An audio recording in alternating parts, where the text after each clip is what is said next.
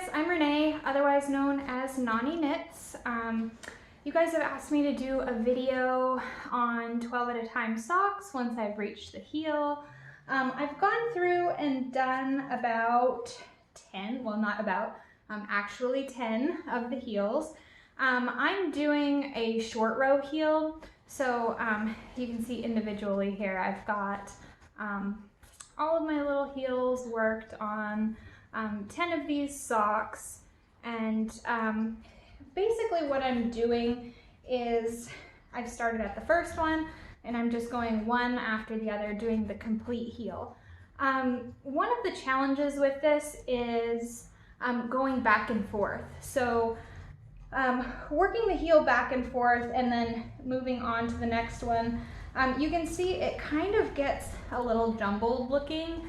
You're not really sure where the yarns are going. I assure you they're still in order, but it is a lot harder to track when you're going through and working on the heel. So right now, these are my final two that do not have a heel. You can see here I've worked the previous one, and then for the short row heel, basically I'm just going across and then turning right back, and then knitting the other direction. So not too complicated. It's just about, really it's just about making sure that again, now your ends of your other needles are kind of going all the way around here, as they would generally as you're knitting each of the 12 socks.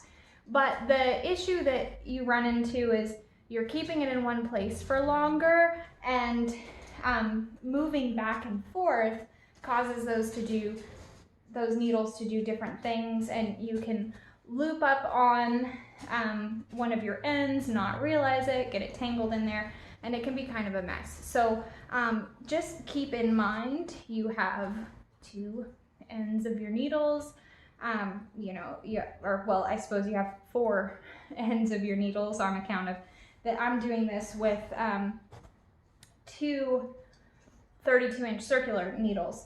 One thing that I thought of, actually, that I don't know if this is brilliant or if it's ridiculous, but I thought of adding in a third 32-inch needle, just as I was thinking about it, kind of going off of the DPN mentality, where when you are finished knitting with one, then it moves to be your next working needle. That was kind of a thing that I thought of maybe might be beneficial, but then with the ends of the needles being willy-nilly, one of the things that you have to be really careful about is when you get to the ends, how you want to just kind of like drop this project off the edge of you, so you can just work a little bit at a time, but that's where you can kind of like run into a lot of potential for tangle, because as I showed you in my previous video, with all 12 of the yarns dangling down low, if something gets tucked wrong, it can be a real problem. So I don't know if that would be beneficial or not. If you guys try it and it works out really well for you, let me know. I might try it once I get onto the foot in a more stable kind of position with these. So anyway, I should probably start knitting. But all in all, it's been going really pretty well. It's not all too complicated. You can see like my final 2 strands, I still have them, they're pretty well managed, so they're not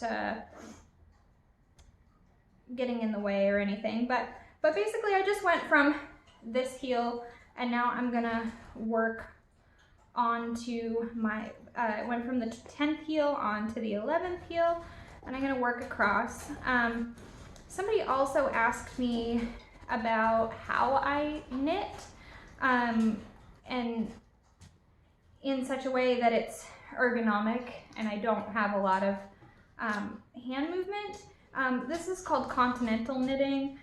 For those of you who don't know, some people, you know, throw their entire yarn, you know, their entire loop around, and others kind of knit a little closer to the tip of the needle. It's a little bit more ergonomic for me. I used to get a lot of arm pain actually from knitting before I learned how to knit continental. So this has been a great help for me. It's really pretty easy to do, but hard to retrain yourself if you're not used to it. So I've just reached the end. I've done my wrap for my short row heel. And basically what I'm gonna do, and this is where it comes a little bit complicated, because it's not too bad, but just like I said, managing everything, making sure that, you know, all of these are not getting tucked the wrong way or anything like that, because if they loop, it's pretty easy to get them back on track. But if you're not super experienced with handling multiple skeins of yarn at a time, it can be pretty tricky. So definitely this is working all the heels on at the same time. I would say not for somebody who's not super experienced with multiples at a time. So then I'm at the end of my short row. I'm legitimately just going to turn it, being careful not to grab everything else as I go. And so I have kind of it's like a crescent shape happening right now. And then I'm just gonna work my way back on the purl side. So it's really not all too complicated. I'm just gonna go back and forth doing this way until I reach the 12th and final heel. But I wanted to do a video for you guys about this just because a lot of you had asked me about how to do it, and I mean, ultimately it's not much different than just doing one heel at a time. It's just, again, the same thing with the multiples. It can get a little bit overwhelming if you're not careful with where your yarn ends are. And then when you get to the other end of the heel, as you purl back, you're gonna wrap and turn again if you're doing a short row heel, and then you're just going to go back to bring it out to a circle again. So if you can see here, this is how it was. Here, I'll try to, you know, not bring everything off the needle, but this is how it was before I was, you know, working in such a way. And then I've just tucked this bit in like a crescent. And so now you can see that it's just like this as I'm working the purl side, and then I'm just gonna pop it back out, back into a circle when I go back to the knit side. And that's kind of the easiest way to keep track of it, is just make sure that it's like a door hinge. You know, if you're opening the door, you're closing it back. If you're opening the door, you're closing it back. Because if you start twisting and twisting and twisting in the same direction over and over again, you're going to get an incredibly twisted mess. So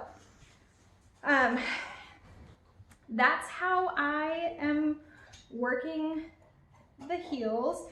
It's not, like I said, it's not terribly complicated. It's just a matter of making sure that, you know, you're going back and forth. Now, if you are a person who prefers a heel flap rather than a short row heel, I recently discovered short row heels. Honestly, I always did heel flap before. But if you're a person who sorry, I just got really distracted. But if you're a person who does a heel flap, then what you want to do is, your situation is a lot more complicated than mine. What you want to do is you'll go through and you'll knit the heel flap, and you'll actually do the heel turn. So when you get to that point, you know, you build up on this side all of your heel flap, and then you're going to go and you're going to do your heel turn, and then on your way back down, so you finish your heel turn, and you're going to pick up all of the stitches before you make your way to the next sock. Now you'll notice what happens at that point is that you have a real lopsided sock because you didn't pick up any stitches on this side, you only picked up on this side. So you'll build up your whole heel, do the heel turn, pick up all of the stitches on the way down, and then work your way through 12 in that manner. Then on the other side, once you're done with, you know, that side of your heel, you're gonna go through, you're gonna knit your instep all the way across all 12 socks. And once you change needles, so you go across your whole instep on all of your socks, and then change your needles and pick up the stitches so that all of your stitches end up on one needle. I'm sorry, all of your heel and gusset stitches end up on one needle. So that way when I start the beginning of round, I'm going to pick up all my heel flap, work across my heel, work back down my other side of the heel flap. A lot of patterns will have you change your beginning round to the center of the heel at this point, and I'm not sure. That's my experience with that, but honestly, I haven't done it in a while. But usually, I think it has you make your beginning of round here at the center of the heel. So that's how I would do 12 at a time that way. Honestly, that sounds pretty complicated to me, and you might actually need a longer. You might actually need a longer needle. A needle cable on that.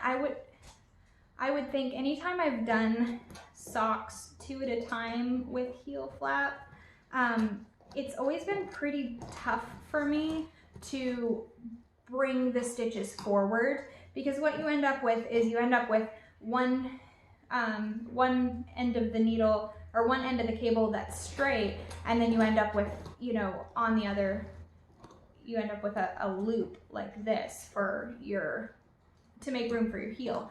And so I'm just imagining that, the cable needing to do this 12 times and how many stitches are on there, it might end up making it pretty tough to pull to work on the next sock. So I don't know if I love that idea, but I mean, if you're trying it with heel flaps, let me know. I would love to hear about how it's going for you. If you have any questions, like, you know, we're all in this together. So, you know, I'd love to hear more. And likewise, if anybody else, oh, you see what can happen here? I ended up, this needle on this side hooked a stitch on my very first sock, and now I've got like a little bit of a loop situation happening, so I gotta reassess what's going on here. There we go. Real-time troubleshooting.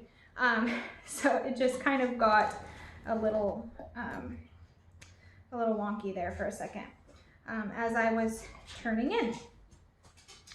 And but yeah, likewise, like I was saying, if any of you guys are doing this and you have questions, please feel free to comment, message me, find me. I'm on Instagram at Nani Knits.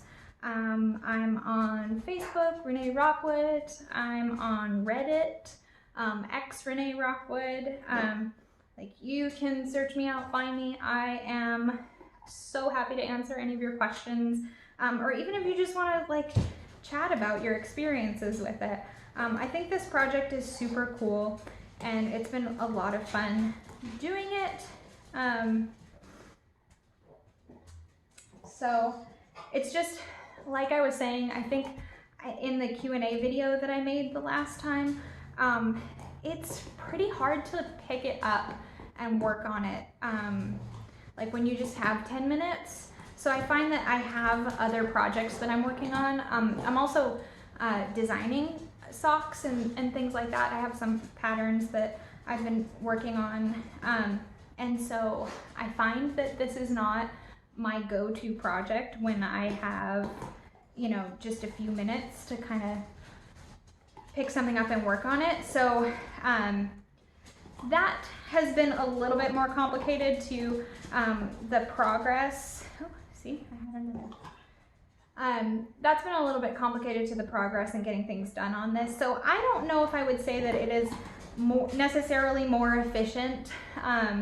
If I didn't have a puppy and if I didn't have like anything else that I was doing, when I used to have a whole bunch of time to knit in the evenings and things like that, you know, I would absolutely love to sit here and work on a project like this. But I find myself in just with where I'm at in life lately, not really having as much time to be able to sit and work on a project that takes, you know, 20 minutes to get across one row. So that's why you haven't seen a video about the heels until now.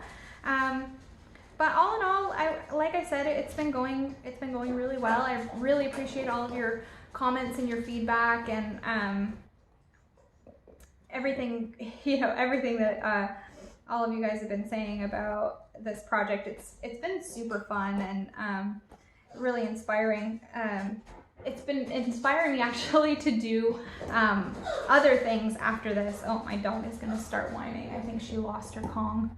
But it's been inspiring me to kind of like take on other knitting challenges and things like that. Like there are certain things in knitting that I've like always been afraid to do, and those are my secrets.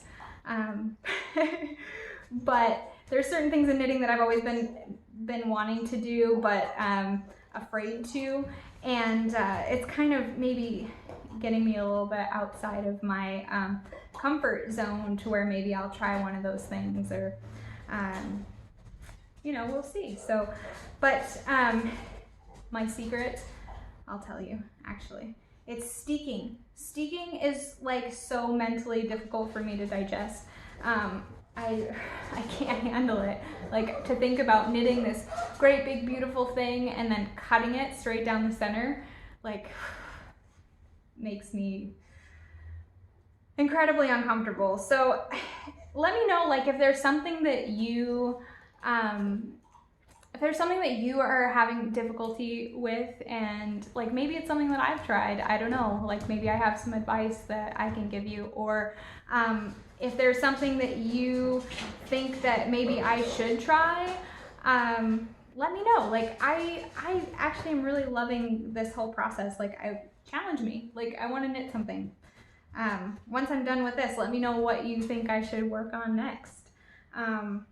So anyway, again, just back and forth, keeping mindful watch on everything as you're going along, and just heel after heel after heel after heel. So here they are as of right now. That's my progress. My dog is gonna start whining even more, so I'm probably gonna have to cut this a little short. Not that it's short, it's a very long video. But at any rate, thank you guys so much for watching. Thanks for asking all of your questions. Please let me know if there's anything else that you want to hear about. I'm probably just going to try to cram my way through these feet as quickly as I possibly can so that I can get to the toe. And I can't wait to finish these and see what they all look like. It's so funny because I'm looking and you notice that they're different lengths. So even though they have their heels on, you can see these guys are like short little stubby guys. These guys are kind of long. So it's been really interesting to me because I kept thinking I needed to keep going as I was knitting these. And then I weighed my ball of yarn and I'm like, actually, I'm probably gonna run out of yarn if I keep going. But these ribbed ones are actually a little bit longer. So it's been kind of a confusing process. And I think that that's a study in gauge, because they're all different yarns, different patterns. So it's pretty neat and it's pretty funny. So I can't wait to see them all off the needles. I'm really excited. So I hope you guys enjoyed this video. I'm gonna post up a photo too, so in case you didn't make it through this 21.5-minute long video, I don't blame you. I'm gonna post up a photo.